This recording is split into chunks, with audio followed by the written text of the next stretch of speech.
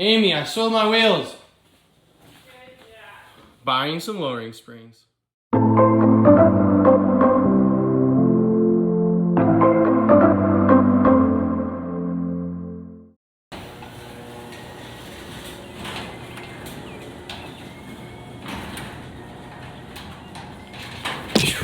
All right, everyone, here it is, the 2010 Aston Martin V8 Vantage.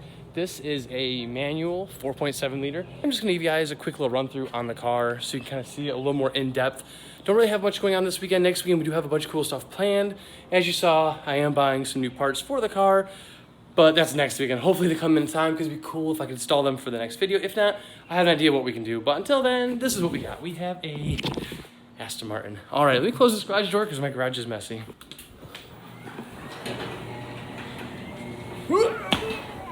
Let's start with the exterior of the car because, of course, this is the very first thing you see with an Aston Martin is the gorgeous exterior, especially this front end. It's just, oh my God, we'll move it a little bit. We'll take some like cinematic type stuff, but right now, just, yes. So it's not just a normal white. This is called Morning Frost White. So it's kind of hard to see, but like even in this lighting, the blue kind of comes out in it. So it gives like a really cool like pearlescent-y look to it that has a nice blue hue, and I've always liked that. If you knew me from before, you know I'm into that weird, like, has two different tones to a car. With the MR2, it was purple, but it was blue because it was a candy paint. So in photos, it was blue, but in real life, it was purple.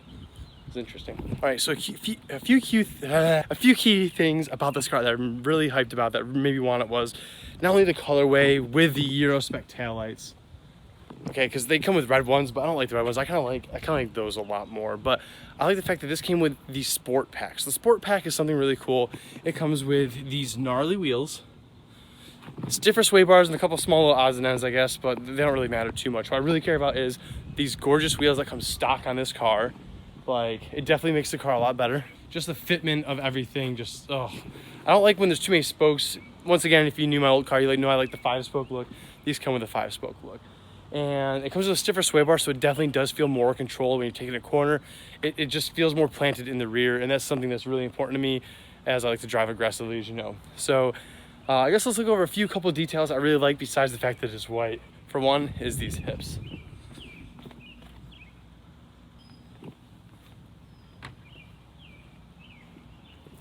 So these cars are always known for like really wide, you know what I mean?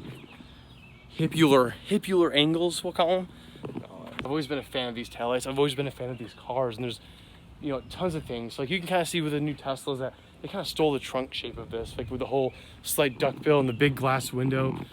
A lot of people notice that this shape right here kind of resembles new Teslas, and they may have taken it because Henry Fisker was a phenomenal car designer. You know, I mean, he did the Fisker Karma, which, like, come on, it's one of the most gorgeous cars besides the V8 Vantage. So another thing I like is these door handles. So the door handles, you know what I mean, they have like, okay, so the door handles, you push this in and then you pull this out, and that's how you open the door.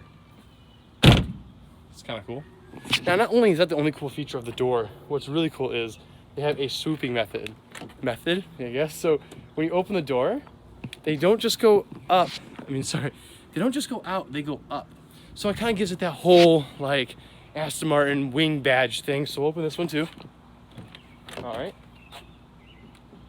Now we can kind of see how it kind of gives it that flight look.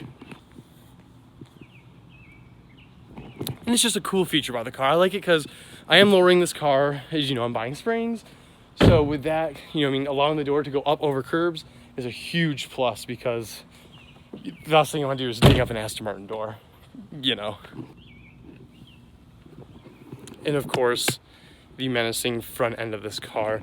It's just angry all the time, but at the same time it says hello. It has like this nice little cleft lip looking thing, and it's gorgeous. That Aston has just always had that gorgeous front end, and yeah, they incorporated it very well. I like it. What I think is really cool is on the side, you have the silver vents, and on the roof, wow. So on the sides, you have the silver vents as well as on the hood of the car. So it kind of gives it like this, I don't know, this more clean look to it. So it's not so just like black and white. It's kind of cool. I may change it, we'll see. I do want to do some carbon accents, so that's kind of in the works as well. I am looking to get like Okay, let's talk about this. Side markers. I cannot stand colored side markers. That orange, it doesn't do it for me. But this red is okay. Why? I'll explain why the red's okay right now. These big Brembo brakes. So these brakes are massive. Even the fronts, look at this. Even bigger. Big brakes, they always look good on any car, especially a sports car.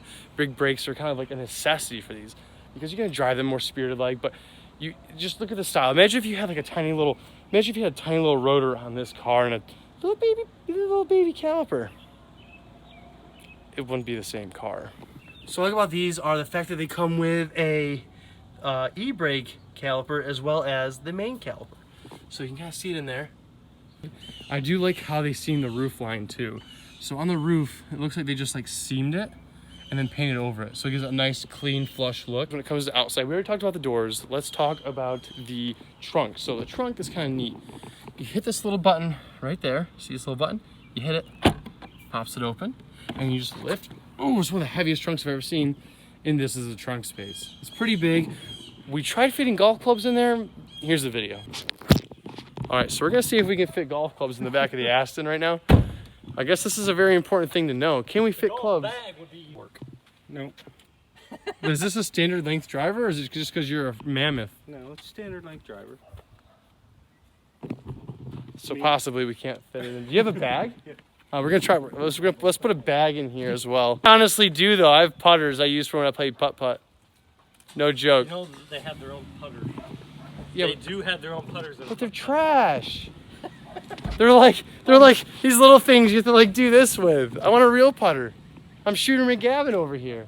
No. I want to. Oh, Jesus Christ.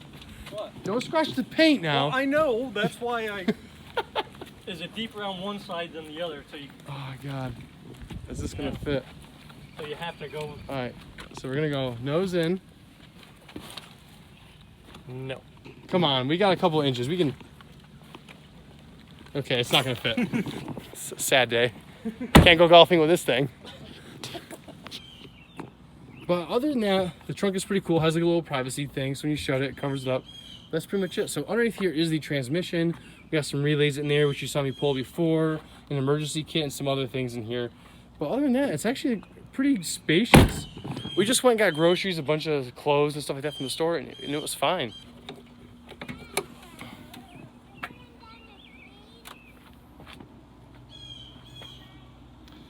It's got a huge hood, but what's even better is the huge 4.7 liter V8 that our friend Barry Griffin did a final inspection on for us. Next is the headlights. The headlights are really cool. I like the fact that on the key, we have a couple things. We have door lock, door unlock, lights, and trunk pop. Lights. I don't know why we have lights. If I come up to the car and I hit lights,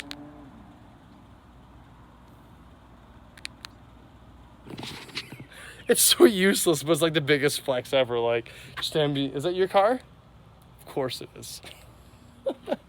It's just cool. When you lock it, automatically pulls the mirrors in. Unlock it. I don't know if all of them are like this, but for some reason mine, it doesn't beep or light up. I'm walking away, I hit it, I can't hear it, so I have to kind of look. Okay, yeah, it's locked, and unlock it. I have to wait for the mirrors to fold out. It's kind of annoying, but it's a cool feature. Let's talk about this key. This is a $1,000 Aston Martin key.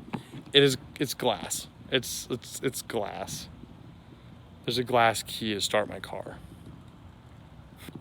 Okay, so now let's talk about the interior. So we unlocked the car, opened the cool door. All right.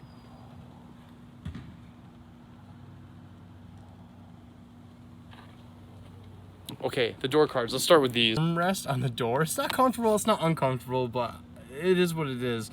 You got the gorgeous stitching on here. That's all hand done. This beautiful leather. It just looks so clean. This has got such a good audio system. I'll try and explain later, like I'll turn it up, but wow, like, yeah. So these are your door handles. Kind of a neat little system. I like it. It's nice and flush. It looks cool. And then this is your window. So up and down. And this is your mirrors. So you just hit the button what you want to do, adjust it, turn it off. Down here, there's a bunch of like these you will notice in the car. It's got like a little holder. I'm not sure what it's for, but it's there. So there's a lot of those here. Yeah. So what's interesting is there is a vent that goes from the cabin here to the door, and then you can, it's just, so it's weird. So air will come out this onto the driver's side. Same on the passenger, but it's kind of weird how it works because air comes out of the speaker. I don't get it. As you see, it's really cool that the leather even goes all the way to like behind where the door goes. That's so nice. It's one of those thoughts that most manufacturers don't do, but Aston Martin's just like, hey, let's put leather everywhere. Yeah, nothing really crazy down here. It's just a standard, you know, manual gearbox, pedals. Yeah. Okay. The door sills are so cool, as you hear. Nice and thick, so you can step on, do what you want. It's not going to damage them. It's really cool. They even come with a little plaque that tells you it's a V8 Vantage hand-built in England. So if you didn't know that a V8 Vantage was hand-built in England, well, the badge tells you. There's a bunch of really cool things about this car. We will start by taking the stuff out of my pocket before I get in. But the e-brake. So this is not the only car that does that, but this is one of the ones that do it. So the e-brake, how it works is you pull it up to engage it, okay? And then it drops back down. Now it's just floppy. My e-brake's engaged. I'm not in gear. My e-brake is engaged. So to disengage it, you pull it up, you hit the button, and then you set it down. And then your car rolls away on you. What we have here is some of the most beautiful gauges in the industry. I'm sorry, you cannot say that there's anything more gorgeous than these. Gorgeous steering wheel. It's nice and small. I think it's like a 330. It feels like my Grip Royal wheel. I could probably measure them. I'll probably do that in a little bit. But we have the Bluetooth phone connections and the cruise control. So easy to use. You never have to take your hands off the steering wheel. Over here we have the vents, of course, and then we have your headlights. We have the dimmer.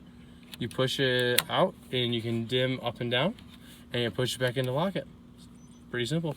And the stitching, as you see, follows everywhere in this car. The red stitching is so gorgeous. They did such a good job. Guys at Aston, just keep making cars like this, please. Maybe I'll get the new one next. If they depreciate quick enough for me in a couple of years. That, maybe. This is the center console. It is gorgeous. There's a few things that are kind of silly, I guess, and we'll start with this one.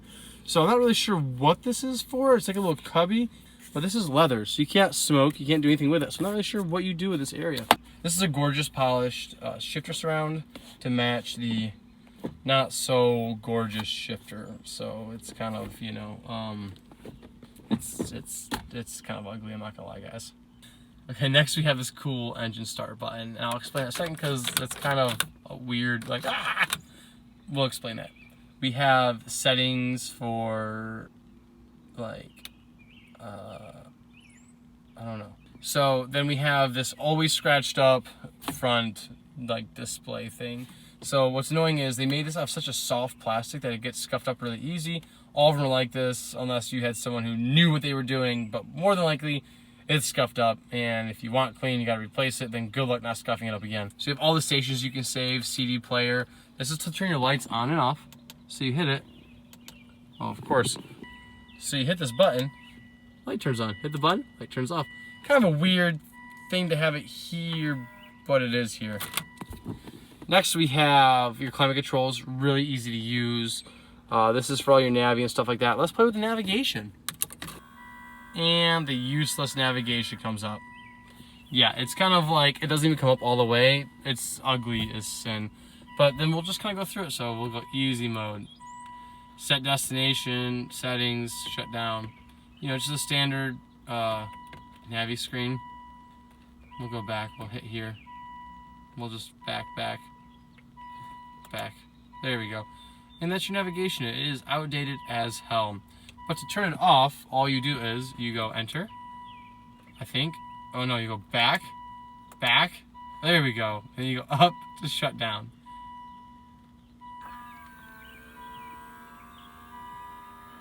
It's so useless. So next we have this really cool armrest. I like this a lot. It's actually really comfortable. But what's cool is you see it's got this little rubber thing. Well, that's because, don't mind the mess, but you have a cup holder. Yep, so you can put your drinks here and it holds them in place. It's kind of a really cool thing. But if you're not using the cup holder, what's really cool is it comes with this this square. Yes, so it's a square. And what you do is you wedge it in there somehow, like I think it's like this. Yes, I got it. Oh, it didn't take me too long. But now you have an armrest. So like as you're driving, you have somewhere to put your elbow or your arm, however you drive, of course. But you can move it around and adjust it. It's kind of like an afterthought they did. What I like about it is I leave this in there. I have an armrest, but at the same time I put my drink here. I can use this to squeeze against my drink because it's nice and stiff. It's kind of cool. It's like awkward, but you wouldn't really notice it if like, okay, maybe you would notice it. I noticed it. The trunk pop here, traction control. We have parking sensors. The Foggeroony things. Oh God, this is sick.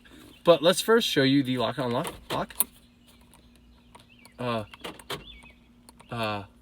All right, so next we have this really cool thing. Boom! What is that? It is a pen. It is an Aston Martin pen that they stick in the car for you. It's like, I guess if you're going golfing, you need something to write with. But I thought, you know, I think you use a pen. I don't know. But regardless, it's an Aston Martin pen that just sticks in there. That's cool. The glove box that you need the key in to use. Boom! And we got the glove box, everyone. Now, this is the gigantic book for the owner's manual. It's really cool. It's a decent sized glove box. You put that there, you stick it in there, and you shut the glove box. Just oh my. One thing I thought was really weird about this is the glove box with the owner's manual. There's no room in there really, but in order to fit the owner's manual, you need to take it, okay, wedge it in there just right at the very top, then you can close it. At least it fits in there, unlike some other cars, so that's good. Now the last thing about the interior that's really important is the seats and what's behind the seats. So with the seats, there's a little button right here. You hit it, allows the seat to come forward a little bit. And then back here is another storage area, kinda. Let me get this little hat out of here. So you pull this up right here, and then you have some like controls, extra bulbs, which is really cool, the tow hook.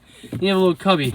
I'm not sure what the cubby's for, but we have a cubby. I guess I fit a hat in there. I can't. Nope, can't fit a hat in there. Not sure what we're gonna put in there. I don't know. One more thing I do want to show you guys. Let's pop the trunk. Oop. So these cars came with something really cool, and I think it's really awesome, but it's strange because the umbrella is wedged all the way up in there. So unless you're in a parking deck, that umbrella is useless. But at least you have an umbrella. Let's start the car. Oh, the key's the ignition. Like, okay, look. So you see it, and then when you stick it in, it looks the same. It looks the same. Okay.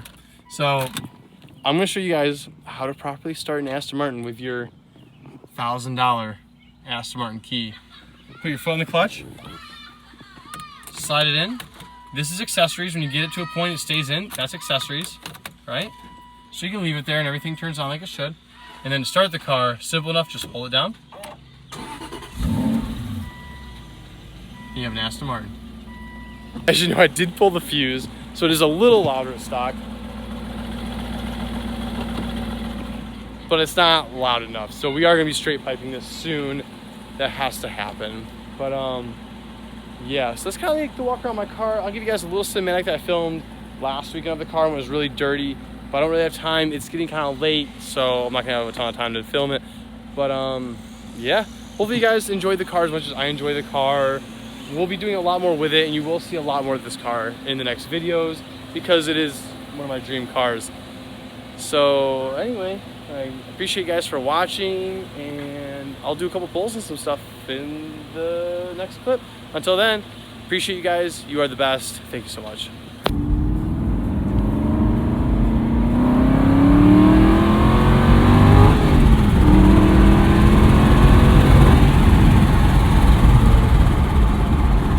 So at the end of this, I want your honest answer. Should I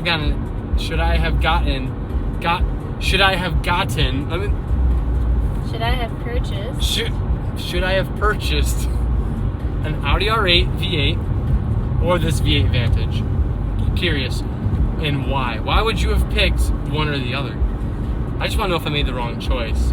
To me right now, I feel like I've made like the right choice.